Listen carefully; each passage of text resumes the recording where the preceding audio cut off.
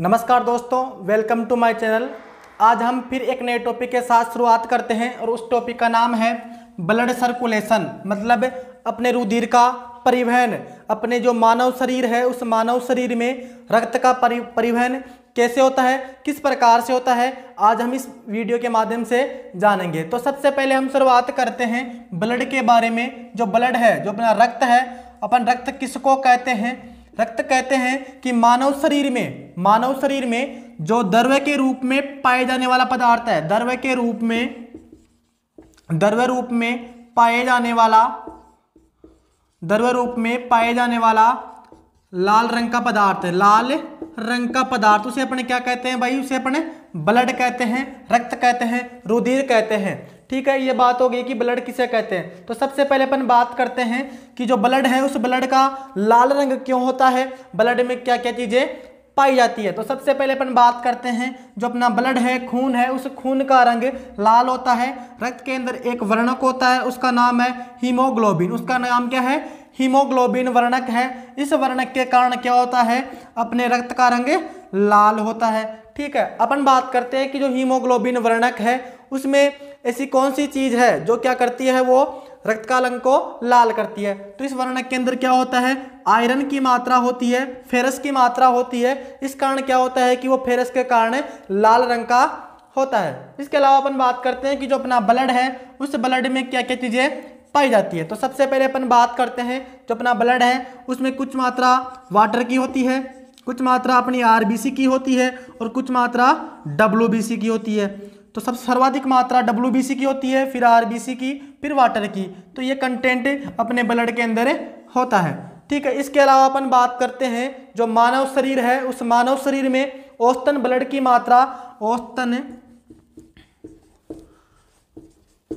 Blood की मात्रा लगभग 5 से 6 लीटर होती है। जो औसतन मात्रा है वो 5 से 6 लीटर होती है। इसके बाद में हम बात करते हैं कि जो मानव रक्त है उस मानव रक्त को परिवहन कराने के लिए कौन कौन से भाग उसमें भाग लेते हैं। तो सबसे पहले अपन बात करते हैं कि उसमें एक एलेक्ट्री होता है, एक होती है उसमें वेंस। एलेक्ट्री को अपन हिंदी में धमनी कहते हैं और जो अपनी वेंस है उसको हिंदी में अपन सीरा कहते हैं। तो अपन कह सकते हैं कि जो मानव शरीर में जो धमनियां हैं और जो सिराएं हैं, उनके द्वारा क्या होता है कि ब्लड का एक स्थान से दूसरे स्थान पे सर्कुलेशन होता है, परिवहन होता है। तो सबसे पहले अपन बात करते हैं कि धमनी है, उस धमनी का कार्य क्या होता है। जो धमनी है वो धमनी क्या करती है? रक्त का क्या करती है भाई? रक्त का परिवहन करती है। और परिवहन कहाँ तक करेगी? वो कोशिकाओं तक। कहाँ तक करेगी?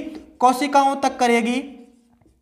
और जो अपनी कोशिकाएं हैं उन कोशिकाओं में आप सबको पता है कि जो कोशिकाओं में जो रक्त जाएगा धमनी के द्वारा, वो रक्त क्या होगा? बिल्कुल शुद्ध प्रकार का होगा। वो क्या होगा? बिल्कुल शुद्ध प्रकार का रक्त होगा। क्या होगा भाई? शुद्ध रक्त होगा। और जो शुद्ध रक्त है, अपन बात करें कि शुद्ध रक्त किसको कहते हैं, शुद्ध रक्त किसको कहते हैं। तो शुद्ध रक्त को समझने के लिए सबसे पहले अपन समझते हैं कि जो अपने पिछले वाला टॉपिक था उसमें अपन ने पढ़ा था कि जो अपना श्वसन है उस श्वसन के अंदर मानव क्या करता है? O2 गैस को लेता है। और वो O2 गैस कहाँ तक पहुँचेगी? जो अपना लास्ट भाग था, एविलाई था, जो अपनी कूपिकाएं थी वहां तक पहुंचेगा। और जो कूपिकाएं थी उन कूपिकाओं में क्या होता है कि बहुत सारी रुधिर वाहिनियां होती है, बहुत सारी ब्लड वेसल्स होती है। उनमें क्या होता है कि जो अपना O2 है वो O2 उस ब्लड के साथ जुड़ जाता है। जो अपना O2 है उस ब्लड के साथ जुड़ जाता है। और जो O2 के साथ जुड़ा हुआ जो ब्लड है उसको अपन क्या कहते हैं भाई? शुद्ध रक्त कहते हैं। ठीक है, इसके बाद में अपन बात करते हैं कि जो कोशिकाओं तक जो अपना रक्त पहुंचा था वो रक्त कैसा था? शुद्ध प्रकार का रक्त था। अगर वो वहां पे जो कोशिकाओं में जो रक्त पहुंचा, अब वो वापस भी आएगा। उसी क्रिया को अपन क्या कहते हैं? परिवहन कहते हैं। कि जाएगा तो वापस भी आएगा। जो कोशिकाओं में मतलब शुद्ध रक्त जाने के बाद वहां से जो अशुद्ध रक्त था, वहां से क्या था भाई? अशुद्ध रक्त। क्या था? अशुद्ध रक्त। अब अपन बात करते हैं कि अशुद्ध रक्त अपन किसको कहते हैं? कि जो मानव है वो मानव श्वसन के दौरान CO2 गैस को क्या करता है? बाहर निकालता है। क्या करता है भाई? CO2 गैस को बाहर निकालता है। तो क्या होगा? जो अपना अशुद्ध रक्त है वो किसको कहेंगे कि CO2 के साथ अपना क्या जुड़ जाएगा?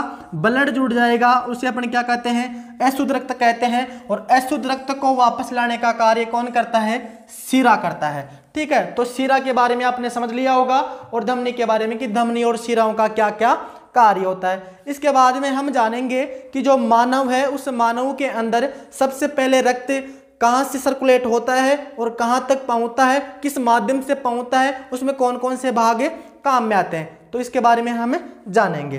तो सबसे पहले अपन बात करते हैं कि जो रक्त है वो रक्त सबसे पहले कहाँ पे आएगा, अपनी कूपिकाओं में। कहाँ पे आएगा भाई, कूपिकाओं में आएगा।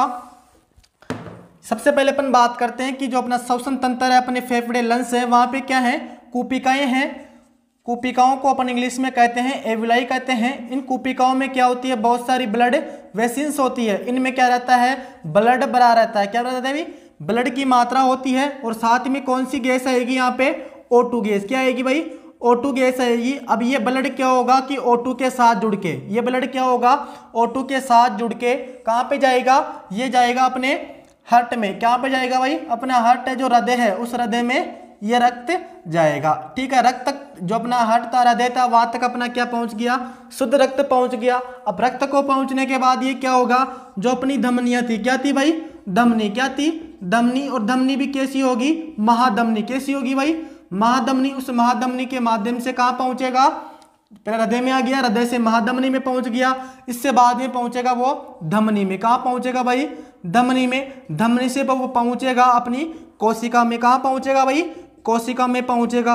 ठीक है, कोशिका के बाद में वो वापस कहाँ पहुंचेगा, वो पहुंचेगा सीरा में। कहाँ पहुंचेगा भाई, सीरा में पहुंचेगा। सीरा से वो कहाँ पहुंचेगा, अपने महाशिरा में। कहाँ पहुंचेगा भाई, महाशिरा में। और महाशिरा में पहुंचने के बाद वो कहाँ पहुंच जाएगा, अपने हार्ट में। और हार्ट से वापस कहाँ पहुंच जाएगा, वो अपनी कूपिकाओं में पहुंच जाएगा। तो इस प्रकार से अपने मानव शरीर के अंदर क्या होता है, ब्लड का सर्कुलेशन होता है। तो थोड़ा एक वापस समझ लेते हैं कि मतलब इस किस प्रकार से अपना रक्त सर्कुलेट करता है। तो सबसे पहले जो रक्त है वो अपना कहाँ पे रहेगा, अपने जो कूपिकाओं में है। जो कूपिकाओं में क्या है, ब्लड वेसिल्स है, वहां पे ब्लड रहता है। साथ में कौन सी गैस आती है, O2 गैस।